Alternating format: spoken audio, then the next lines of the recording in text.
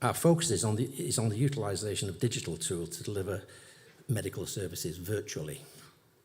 We welcome the administration's digitalisation focus and look forward to the benefits that it will bring to the delivery of these services.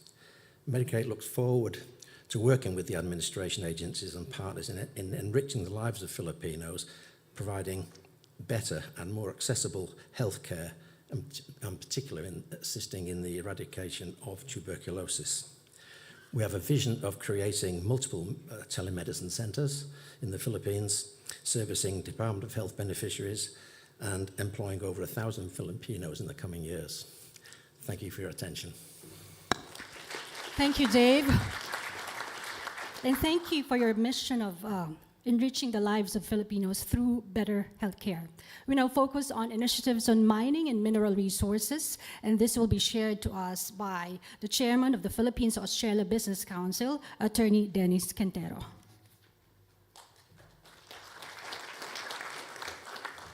His Excellency President Bongbong Marcos, Speaker Martin Romualdez, Honorable Secretaries, Her Excellencies, colleagues and friends.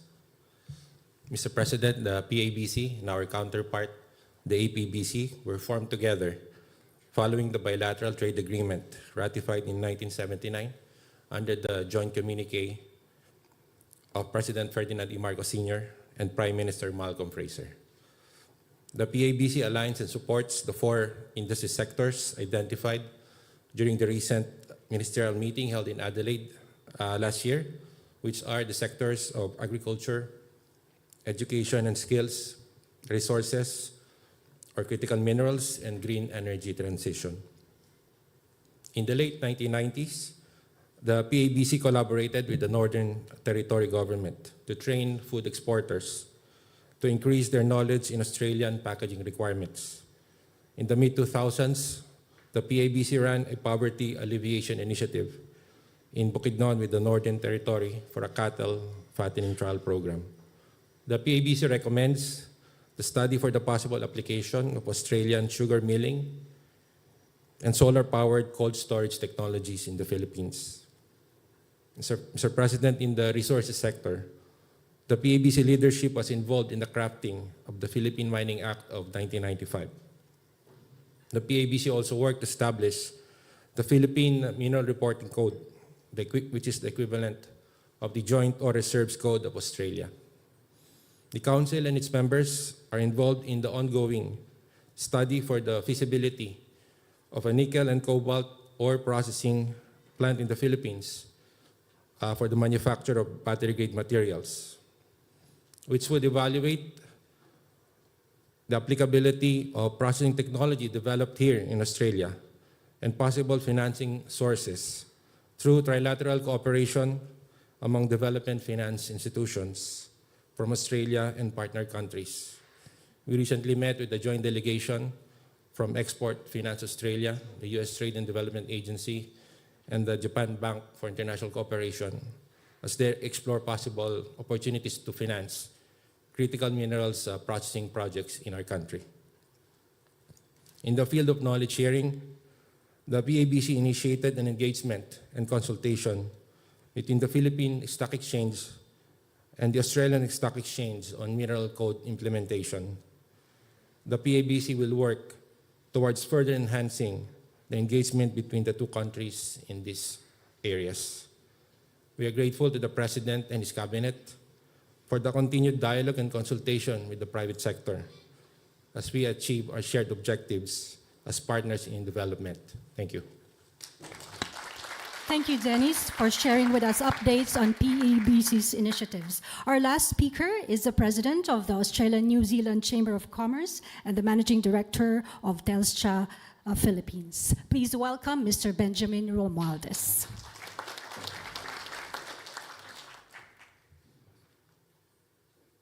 Mr. President, Mr. Speaker, Honorable Secretaries, I'm privileged to address you today.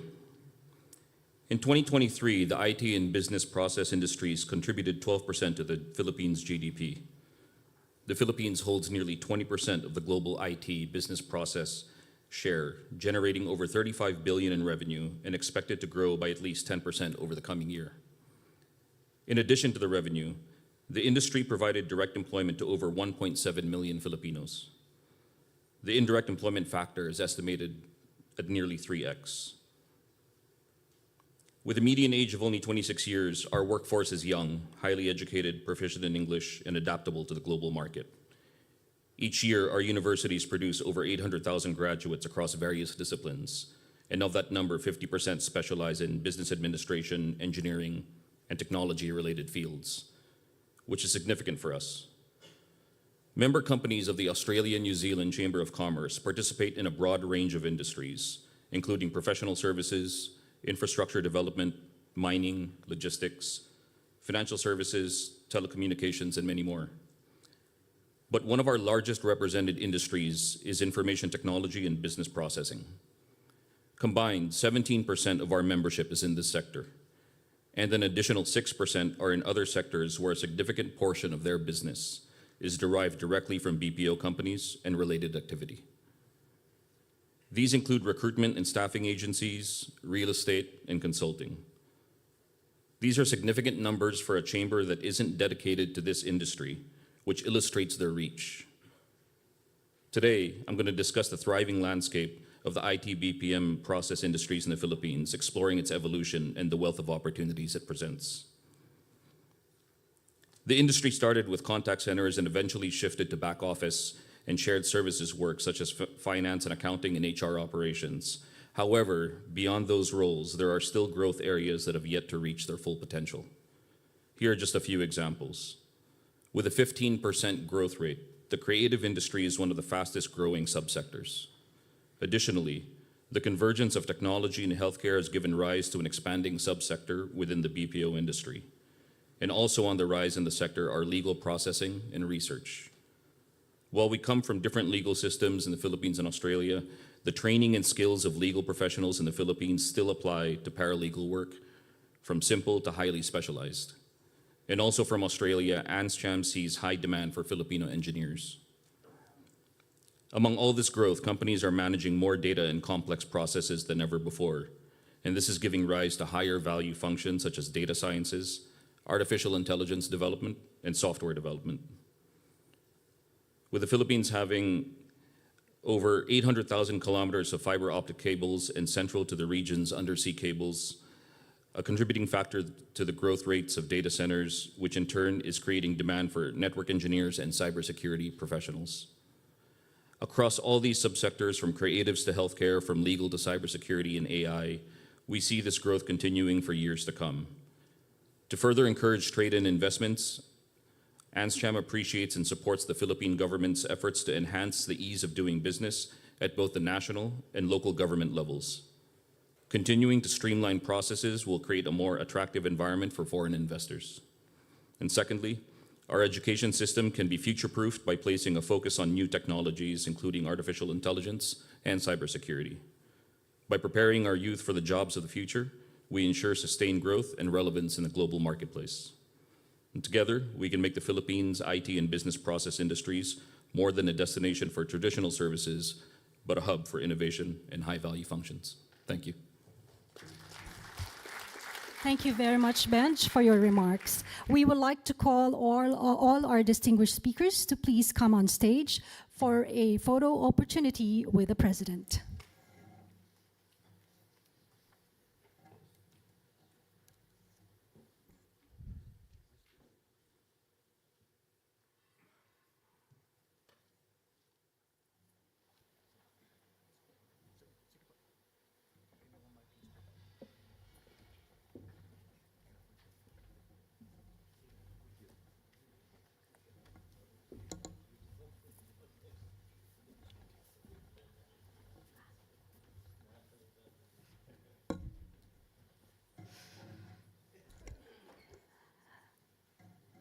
Once again, thank you all to all our speakers for their views, plans, and updates on their business activities in the Philippines.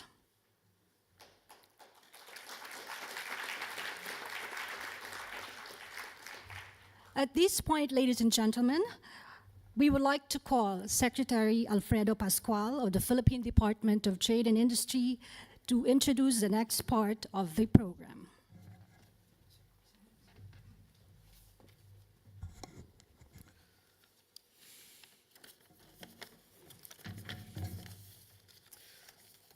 Your Excellency, President Ferdinand R. Marcos Jr., Speaker Martin Romualdez, business leaders, colleagues from government, esteemed guests, ladies and gentlemen. I'm pleased to share with you all the culmination of our collaborative efforts to generate investment leads from Australia to the Philippines in the run-up to this business forum.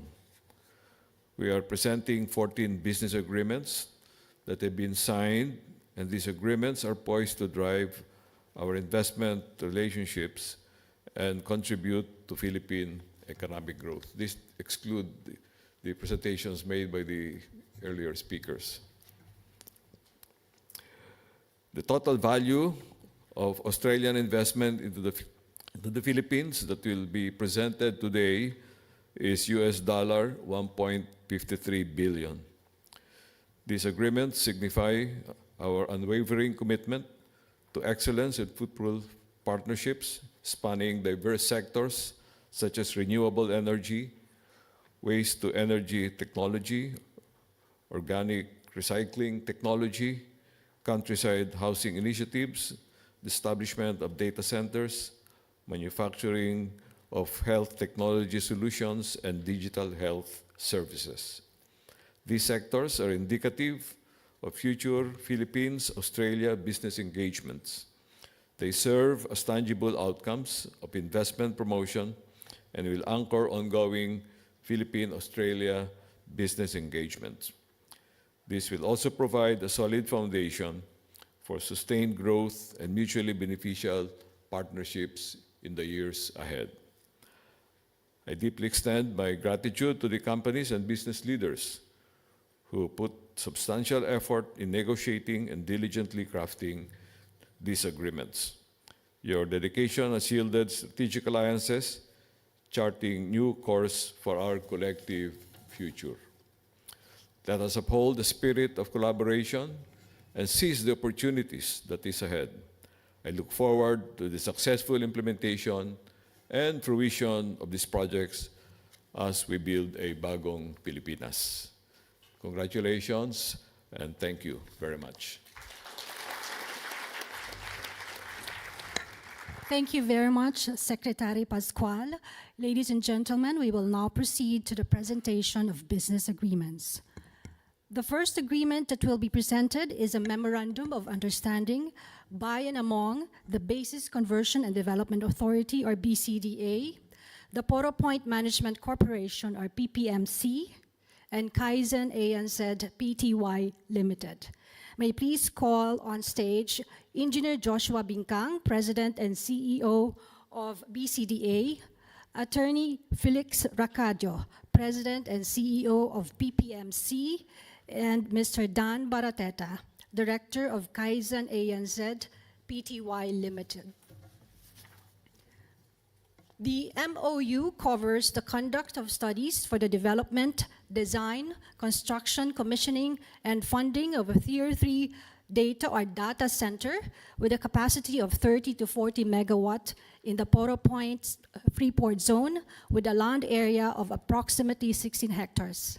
The data center is envisioned to be a project of national significance, providing the Philippines with a robust and scalable infrastructure that caters to both the government and the private sector's evolving demands for secure and efficient computer, network, and storage technology capabilities. Thank you, BCDA, PPMC, and Kaizen Pty Ltd.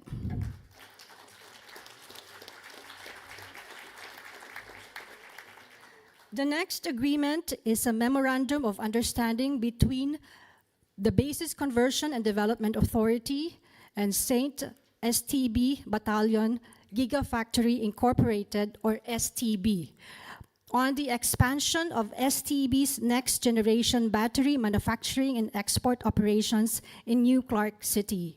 May we call once again Engineer Joshua Bincang, President and CEO of BCDA, and Mr. David Bryson Gabbery, Chief Revenue Officer and Head of Strategy of STB Gigafactory Incorporated. We would also like to call on stage Mr. Trevor St. Baker, Founder and Deputy Chairman of St. Baker Energy and Innovation Fund, and Mrs. Josephine Gotianon Yap, Vice Chairperson of Philinvest Development Corporation. With an initial investment of $10 million announced last year, STB aims to fulfill its expansion plans from 600 megawatt hour to 2 gigawatt hour by 2030 and avail of at least 4 more ready-built factories in New Clark City and employ an estimated 500 workers. Thank you, BCDA, STB, and St. Baker Energy and Innovation Fund and Philinvest Development Corporation. Our next pair of signatories are, once again, BCDA, represented by President and CEO Joshua Bincang, and Energy Decarb Pty Ltd, represented by its Chief Executive Officer, Ms. Yvonne Macleod. This Memorandum of Understanding covers the deployment of decarbonization solutions comprising orchestration of renewable energy, storage and e-mobility to New Clark City Stadium and other BCDA sites to reduce energy cost, reliance on grid power, improve sustainability, and achieve progress on decarbonization initiatives. Thank you very much, BCDA and Energy Decarb Pty Ltd. The next agreement is a Memorandum of Understanding for a collaborative partnership on the development of an electric transportation framework throughout the properties associated with BCDA in the Philippines. We would like to call Mr. Stephen St. Baker, Executive Director of Passenger, Urban, and Rapid Electric Vehicles Solutions Incorporated, or Pure EVs, for the presentation of this agreement together with, once again, BCDA President and CEO Joshua Bincang. Thank you very much, BCDA and Pure EVs.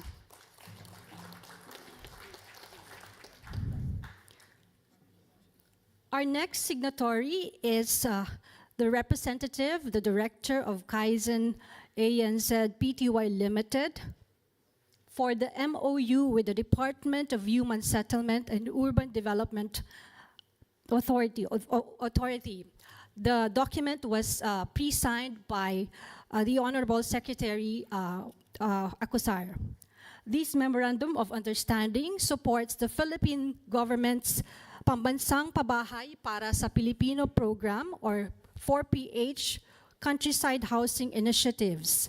The project will provide 500,000 housing units in the next 5 years to identified beneficiaries of local government units and national government agencies through the Pag-ibig Fund. This project shall contribute to the government's housing program to provide housing for over 6 million Filipino families by 2028. Thank you, Kaizen ANZ Pty Ltd.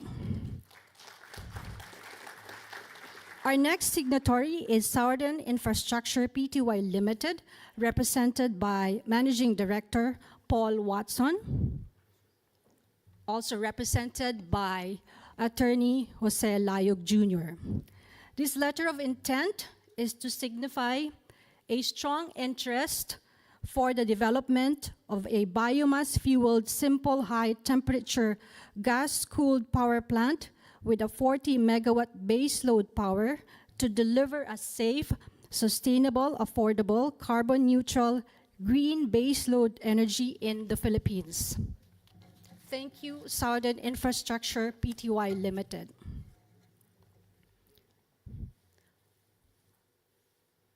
Our next pair of signatories are Paco Industries Pty Ltd, represented by Mr. Stephen Comerford, Head of Commercial, FP Paradigm Pty Ltd, represented by Director Edward Alcordo.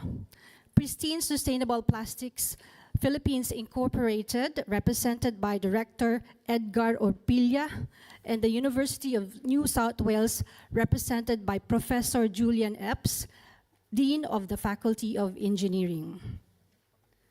This Memorandum of Understanding is an Australian-Philippine strategic alliance of 4 entities who are working together to accelerate closing the loop on plastic waste for the betterment of the environment, communities, and people, while solving one of the greatest global challenges in plastic recycling. Thank you, Paco Industries, FP Paradigm, Pristine Sustainable Plastics Philippines, and University of New South Wales. Our next pair of signatories are Integrated Microelectronics Incorporated, or IMI, represented by its Chief Executive Officer, Mr. Jerome Tan, and RRR Manufacturing Pty Ltd, represented by its Chief Executive Officer and Founder, Mr. Donovan Casey. This Memorandum of Understanding covers the manufacturing of portable, affordable, and accessible automated external defibrillator solutions branded as Cell AED. Thank you, IMI and RRR Pty Ltd.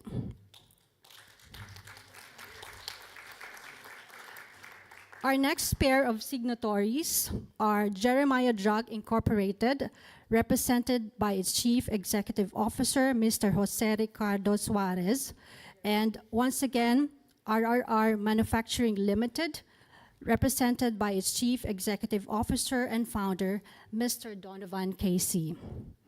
This Memorandum of Understanding covers the distribution of portable, affordable, and accessible automated external defibrillator solutions branded as Cell AED. Jeremiah Drug will be responsible for the distribution of the products in the Philippines as well as exports to the ASEAN market.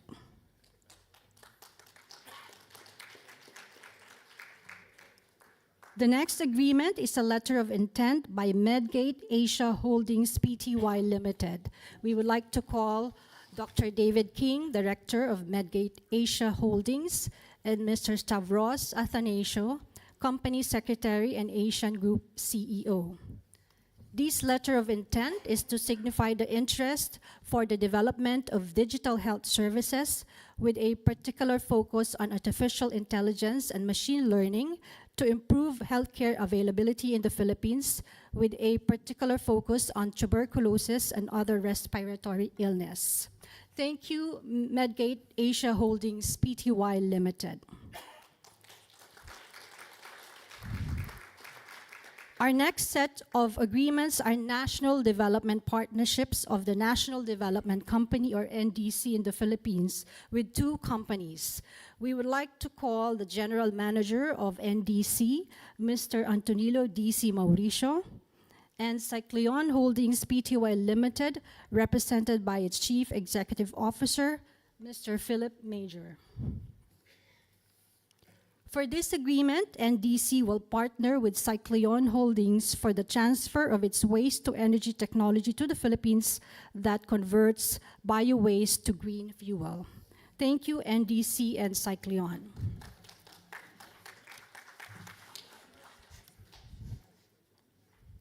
For the next agreement, we have once again NDC, represented by General Manager Antonilo DC Mauricio, and Murdoch University, represented by Professor Simon McKirdy, the Deputy Vice Chancellor for Global Engagement. This Memorandum of Understanding aims to establish a globally recognized institute in the Philippines focused on developing a robust biosecurity supply chains across Southeast Asia that will deliver significant economic, environmental, and social benefits for the region. Thank you, NDC and Murdoch University. Thank you to all the companies for their continued trust and confidence in doing business in the Philippines. For our next set of agreements, we would like to call on stage the following signatories and representatives. Mr. John Eric Francia, President and CEO of ASEN Corporation and Director of ASEN Australia Pty Ltd.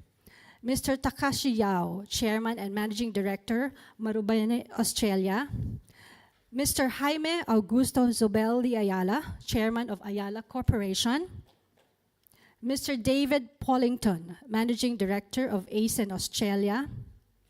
Mr. Shino Muro, President and CEO, Marubeni Asian Power Singapore, and Mr. Robert Owens, CEO, Smartest Energy Australia. This Memorandum of Understanding is for the development of a 200 megawatt hour to 400 megawatt hour battery energy storage system in New South Wales, Australia. Thank you, gentlemen. Please proceed to the designated area for the photo opportunity.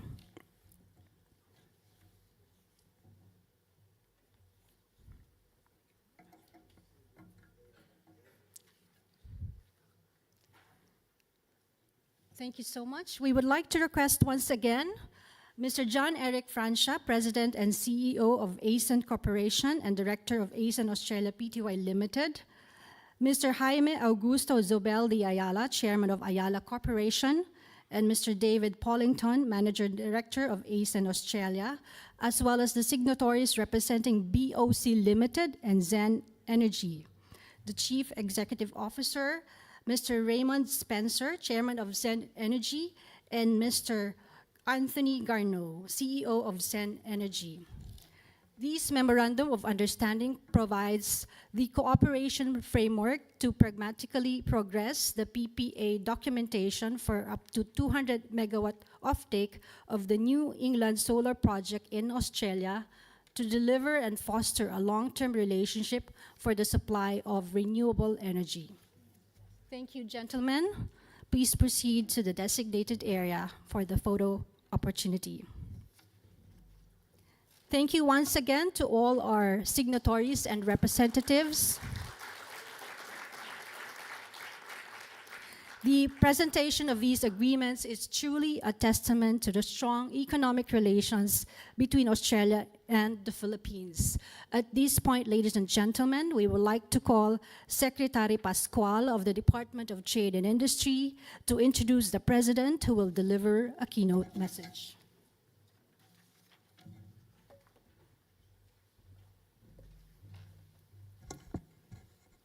Ladies and gentlemen, the President of the Republic of the Philippines, His Excellency Ferdinand R. Marcos Jr., and he will now deliver his keynote.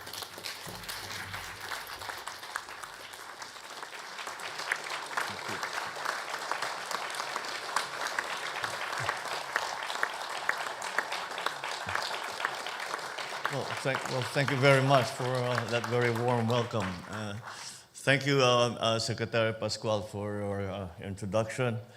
I begin today by acknowledging the Wurundjeri people of the Kulin Nation, traditional owners and custodians of the land on which we are having our meeting today. I pay my respects to their elders, past and present, and extend the respect to all Aboriginal and Torres Strait Islanders peoples today. With us here today are the House Speaker, Speaker of the House of Representatives of the Philippines, Speaker Martin Romualdez, Secretary of Finance, Ralph Recto, of course, the Secretary of the Department of Trade and Industry, Secretary Fred Pascual, and Secretary Lutilla, who has been demoted to the lower level of the... I don't know why that happened, but Secretary Popo Lutilla is also here. And the Special Assistant for Investments in the Philippines, Frederick Go. Ladies and gentlemen, good morning. Also joining us is our Ambassador, Helen de la Vega, and we have also with us the Ambassador of Australia to the Philippines, Ambassador H.K. Hughes. And of course, all our distinguished guests, our very valuable partners in the private sector, and those of you who have have now put in your minds and have put in your consciousness the possibilities and potentials of the Philippines. Australia holds a special place as the Philippines' newest strategic partner in the Indo-Pacific region. Through this visit, we are sending a clear message that the Philippines is enhancing our regional economic integration agenda on several aspects. I have always had myself a personal fondness for this city, so it is a great opportunity to come back and visit, to be here at this forum with all of you. I am honored to stand before such a distinguished audience today. Your presence in this gathering speaks volumes about the importance of fostering robust business partnerships and collaborations between our nations.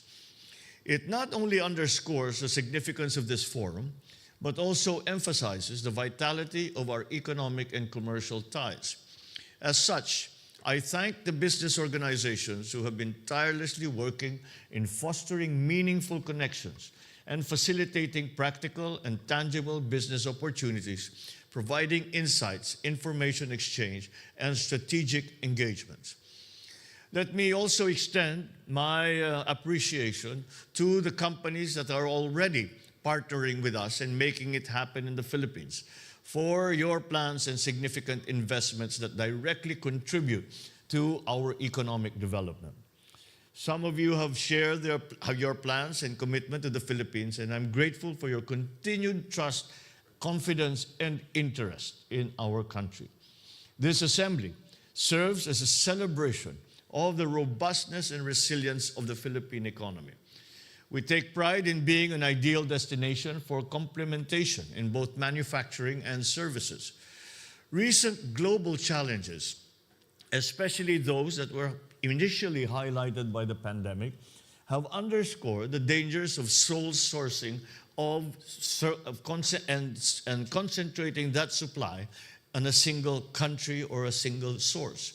The urgent need to diversify production locations and explore alternative materials to de-risk and minimize disruptions in supply chains has become self-evident. Moreover, the transition to a low-carbon or net zero scenario has further propelled the de-risking trend. So for the Philippines, these global developments present an opportunity to enhance our participation in regional and global value chains. As part of our development strategy, we are keen to explore new avenues of cooperation and foster mutually beneficial partnerships that are commercially meaningful, but also have a social effect. I invite esteemed Australian businesses to consider the Philippines as a reliable partner that can support your expansion and operations. Let us embark on a journey of strengthened economic ties, mutual growth, and shared successes. We remain steadfast in our commitment to purposeful reforms evident in key legislative amendments.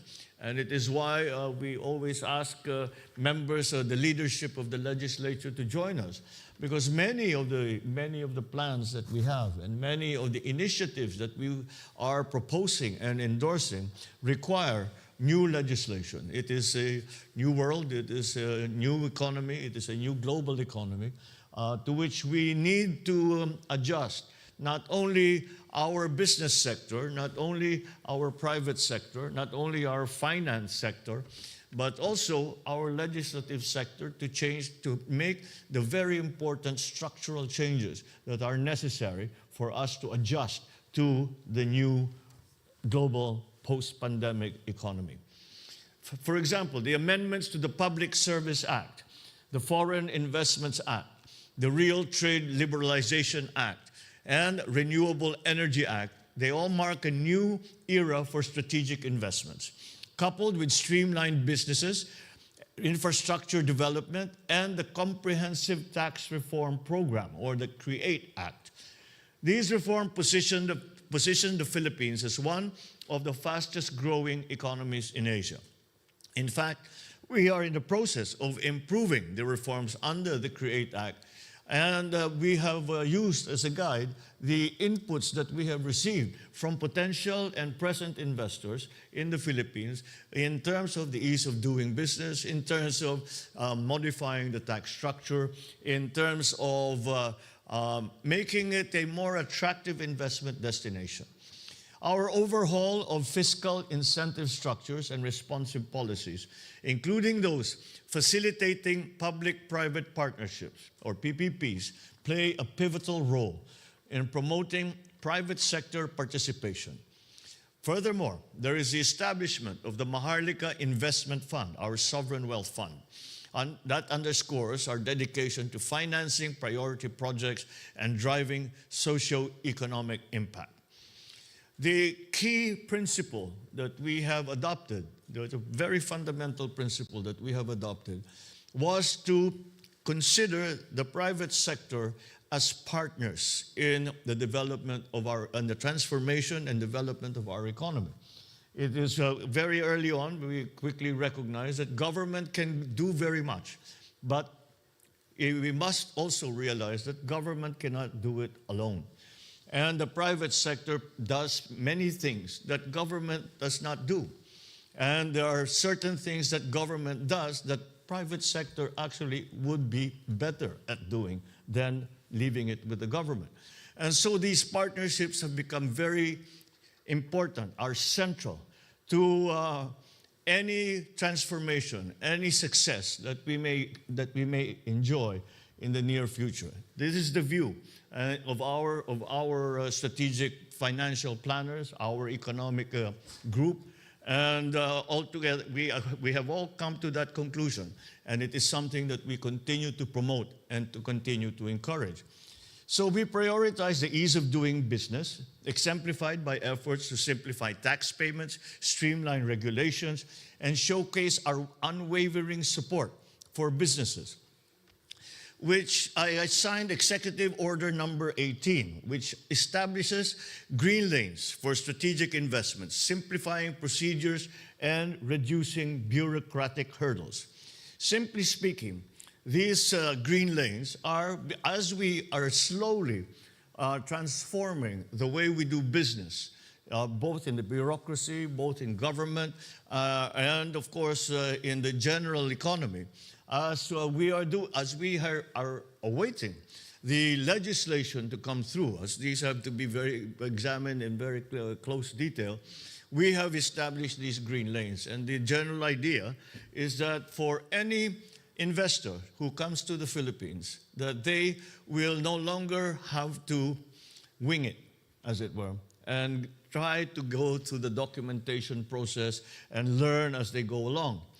They will be taken in hand by a specific person and a specific group in each department, the relevant department, and that group will attend to all the needs of a prospective investor, so as to be able to put up a company, to start a bank account, to get the permitting down, to get the clearances, etc. And this we do so as to make more rapid the entry of foreign direct investment, but also to make businesses more profitable, because the costs that are implied by inefficiencies are lessened at the very least. So I am pleased to announce the enactment of 3 priority bills. The Public-Private Partnership Code of the Philippines, which paves the way for transformative partnerships and fosters infrastructure development. Number 2, the Internet Transactions Act, which provides the framework for a robust digital economy, aligning the country's policy with the demands of the 21st century.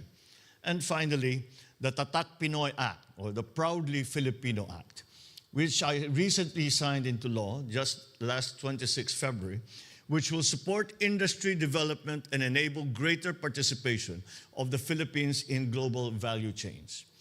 So we continue to accelerate and deepen policy reforms to improve the environment where businesses such as yours will continue to thrive. On renewable energy, a very important part of our strategic planning, we accord great importance to addressing climate change and achieving energy transition, as we in the Philippines are highly vulnerable to the climate crisis.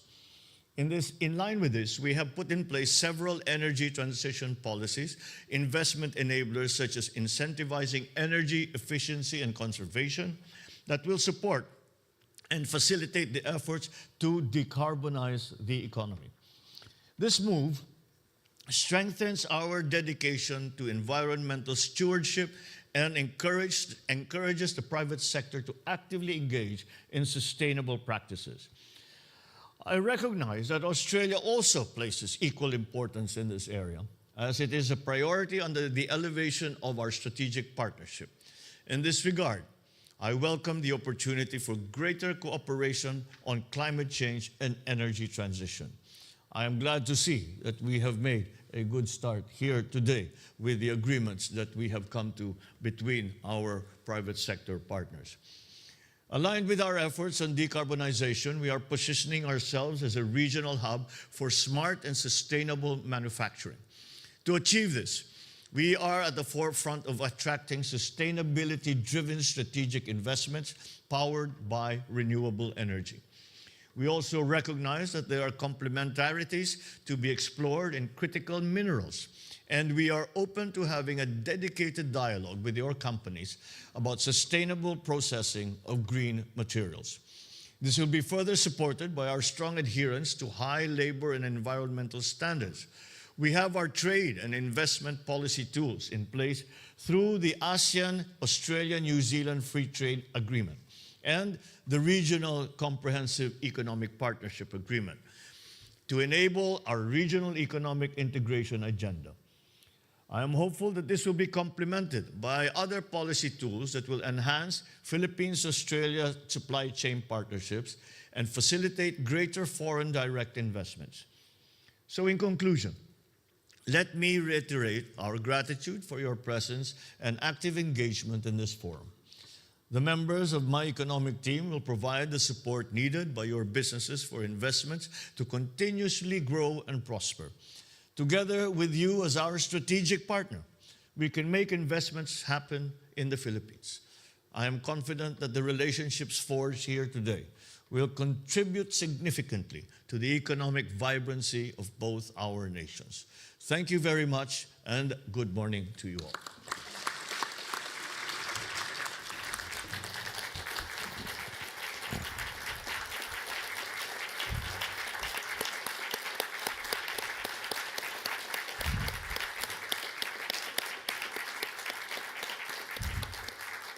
Thank you, Mr. President. Ladies and gentlemen, that concludes the Philippine Business Forum and presentation of business agreements. Thank you all for joining us. Maraming salamat po at magandang hapon po sa inyong lahat.